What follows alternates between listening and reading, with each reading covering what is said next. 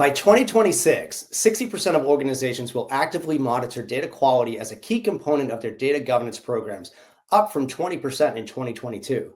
My name is Paul Nashawaty. I'm the practice lead for the App Dev practice at theCUBE Research. I'm joined today by Amy, and we're here to talk about the rise of data quality as part of data governance. Amy, how you doing? Hey, Paul, doing great. Thanks for having me. Awesome. So what do you do? Yeah, I oversee growth for Anomalo. So growth includes business development, partnerships, and marketing. Very good. Great to have you here. This is a very important topic. As you know, we have many conversations about the impacts of organizations with data quality as it Yep. comes down to the past, present, and future of applications and modernization efforts. Amy, I'd like to talk a little bit about the growing importance of data governance to leaders and enterprises as they're looking at like moving data and make it more freely available. What are your thoughts and what are you seeing in the business, in the organization? Yeah. Oh boy, such a good question, Paul. I'm glad we're discussing this, right? I think data governance is a term it's been around for a while, but it's certainly having its heyday. And your question is super relevant.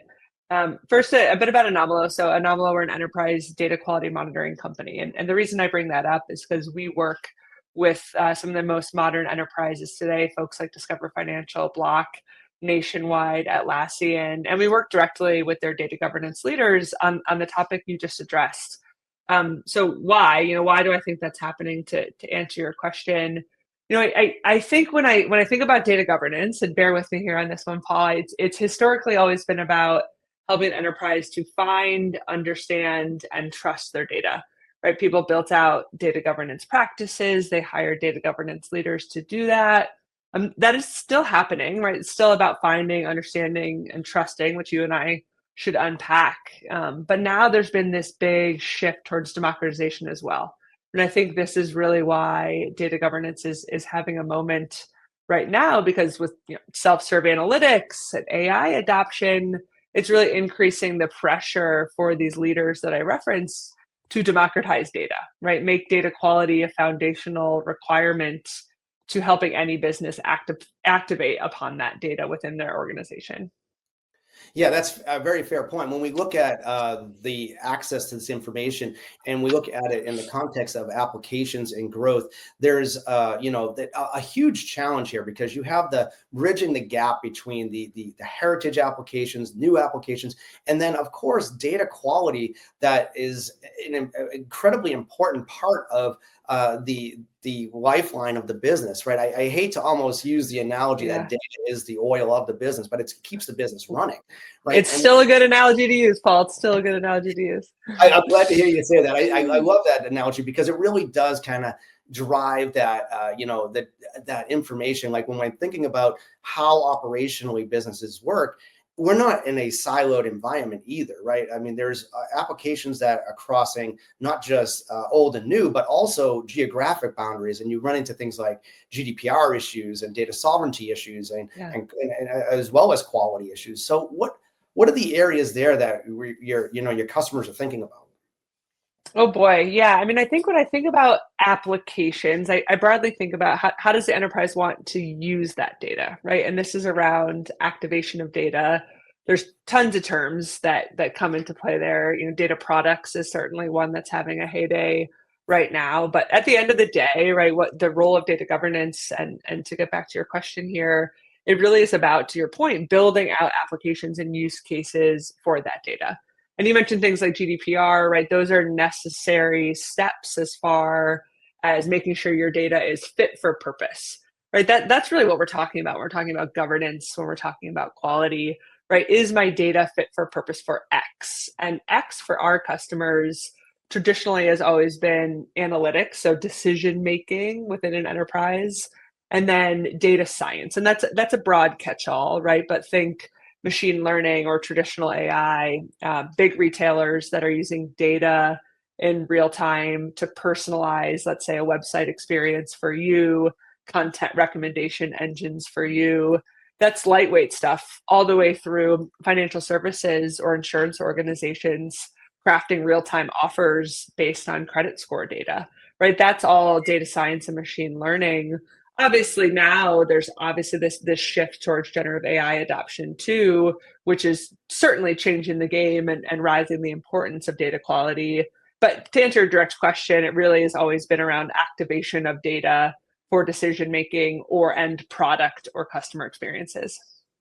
Yeah, and when I think about the systems that you were talking about, I tie back to one of my predictions that I was making for 2025. I was saying that, like, you mentioned AI, and of course that's an explosion of data, right? That's happening there, and Yeah. and a lot of organizations are trying to do is they're really trying to scale, right? They're trying to use AI augmented development initiatives to scale, but like one of the things I was predicting was organizations are attempting to use AI to replace the developers. 50% of organizations will try Yeah. to, and then they're going to try to do something, but they're going to fail. They're still going to need a human in the loop. And I think that's equally important when it comes to data quality checking. And when you look at data quality and you're talking about these systems that are, old and new systems connecting together, you have to have the ability to make sure that you're not sharing the wrong information for these applications as you're making these connectors happen. What are some of the key areas of success that would allow organizations to move forward without running into these challenges? Yeah, I mean, I think this goes back to the broader topic of governance, right? If you think about governance as a way of, again, making sure data is fit for purpose, it goes into what you just described, right? Can this data be used safely within an AI use case, whether that's internal or customer facing, to your point? Something that is the most obvious use case for most people to wrap their head around is PII, right? So if I am a large enterprise I sit on a wealth of data, maybe that's structured, maybe it's unstructured data. Is there PII within those documents? That's something I need to know. It doesn't necessarily mean I can't use it, but I have to think about it in a different way, in a different regulatory fashion, or I want to remove that perhaps from feeding into any RAG pipeline as an example. So lots to unpack there. But I also want to go back to your one point about a human in the loop, Paul, because I think that's really important when you think about data quality. If you don't mind, I think it's an important thing for your listeners to understand, is that, look, there's a lot of use cases as it pertains to how AI is going to make it easier to make your data fit for purpose.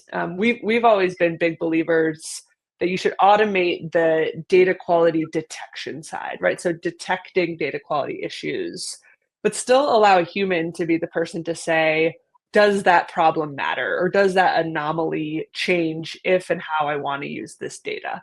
Right? It still requires someone that has deep or at least surface level knowledge about that data asset to know if that data quality issue matters or not. And in our world, that's where we think of the human in the loop for data quality. Certainly, we use AI inside of our product, again, to automate, make it easy for the detection and discovery of data quality issues, though. Yeah, we're seeing in research that developer time is focused on increasing levels of productivity. What we're seeing is only 24% of developers are spending their time actually writing code, right? So but they're spending their time looking at ancillary tasks like understanding the data, understanding what's happening, so they can use this information appropriately without sharing that PII data, for example. So without having these tools and these systems in place in order to call it scrub the data before it goes into the next generation of application, it's also being used appropriately. So it allows for the increase in developer productivity, which I think is important. The other thing I think is equally important is we're seeing a rise in low code and no code solutions. To your earlier point, Amy, you were talking about the data scientists and the business analysts kind of writing their own applications. Actually, what we're seeing is in our research that in the next 24 months, what we're seeing is low code and no code platforms are going to grow by 30% to allow for the quote citizen developer to develop their own applications and let their professional developer focus on more innovative tasks. That's an important thing. But when you're hiring, another stat that I'll share, when you're hiring, 67% of organizations are looking to hire generalists over specialists. If you're hiring generalists to do the job, are they aware of what they can and cannot share when it comes to the data? And that is a key factor when it comes to these applications. So can you talk a little bit about the ecosystem there and what the ecosystem means and what the impacts are around that? Yeah, absolutely. I mean, I think there's again a lot to unpack. I love your questions. To answer your direct question, then I do want to come back to developer productivity. I do think when I think of the ecosystem, right? So my role, again, business development and partnerships. We always think about what we do with data quality as a part of a broader ecosystem, right? So our customers Discover, Nationwide, folks I mentioned earlier, they're not leveraging Anomalo in a silo, right? But they're leveraging Anomalo on the back of their data warehouse or data lake. Think Snowflake, Databricks, BigQuery. They might be using us in conjunction with a data catalog, which we should unpack, which is a big part of a data governance strategy today. So when I think about what is the ecosystem doing for developer productivity, I think Databricks is probably one of the best examples of this, right? They've always been a more modern developer focused platform, but now they're realizing they also have to meet the business user where they are, right? So they've obviously come out with SQL Warehouse. They have AI BI, right, to actually apply some of the things you're talking about today to the analytics world. They've developed Unity Catalog, which is a modern data catalog that we integrate and work with. So there's a lot there, but I think the ecosystem is realizing that, okay, we have to actually service everyone in the data team, right? From the data engineering side through the data platform leader to the business team.